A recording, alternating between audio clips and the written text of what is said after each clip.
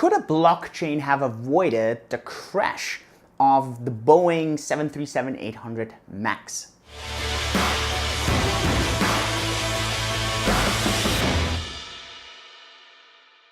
Hey and welcome to this video. My name is Julian. On my channel, it's all about making you crypto fit. So that means we talk about stuff like decentralization, blockchain, cryptocurrencies, but also entrepreneurship and mindset. And today I want to discuss actually a topic, a sad topic on the one hand, but also a topic that I greatly discussed in my latest book, Blockchain 2.0, More Than Just Bitcoin, which is how blockchain is gonna revolutionize the aviation industry. And basically what a blockchain kind of does there is it provides a lot of redundancy, and that's something that's going to be very interesting. So let's talk about the sad part. The sad part is that Boeing 737-800 MAX crashed twice. So two different planes crashed. Pretty sure you heard about this. First Lion Air in Indonesia, then Ethiopian Airlines earlier this year. And well, both tragedies. Hundreds of people had to die.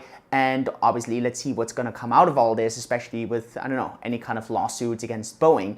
Because what actually happened on the plane, and this is becoming clearer and clearer the more the investigation has been going on, is that these planes are not what blockchains are, namely Byzantine fault tolerant. Now, what does this mean? And you might have heard this in blockchains over and over again. Byzantine fault tolerance just means that in a system where basically no one is in charge, everyone has the same power, not one individual, single bad actor can destroy the entire system.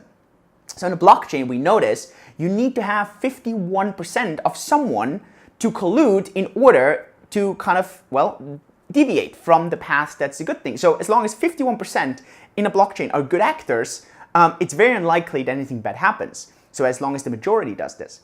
Now the problem on that plane was that a sensor for the angle of attack, AOA, this sensor was faulty. And one sensor was able to completely outvote every other sensor. And that's why this MCAS system pushed down the plane and made the plane crash into the ground without the pilots being able to do much. So if on that plane, sensors not necessarily had a blockchain, it doesn't need that. It just had to have some Byzantine fault tolerance, which is actually some very common sense. This crash would have not happened the way it did. And this is crazy if you think about it. It's crazy that something as the flight industry doesn't do this on this specific plane. And many, many planes actually do it, but this type of plane didn't have that. So this is something that's crazy. And then obviously when you like kind of spin this forward a bit, and this is stuff that I talk about in the book, Blockchain 2.0, is well, you could then make planes be very resistant once planes among themselves actually act like individual actors in a decentralized system.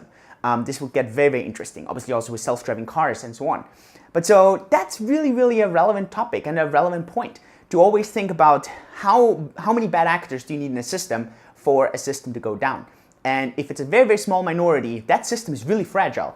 For a system to be really resilient, it has to be Byzantine fault tolerant. And in this case, it sadly wasn't. So I hope you get some value out of this. Let me know your comments below. Give me a thumbs up to the video if you like this stuff. Subscribe to the channel if you want to hear more of all kinds of things around decentralization, blockchain, cryptocurrencies, entrepreneur, and mindset. And with this, I'll see you at the next video. Yours truly, Julian.